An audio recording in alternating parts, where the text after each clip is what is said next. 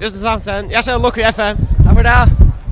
Hur var stämningen FM nu? Det avgådde vunnit där för FM sån. Det är helt fantastiskt. Helt fantastiskt.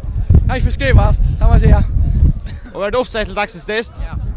Visst att det var helt fantastiskt värst. Kjolt om att ha rykt nyår. Och det blev det också. Det var kyssla med karmoner och alltid inte. Alltså, vi spelade. Det säger ofta att det är färdigt att föra 2-0. Mest till det i det.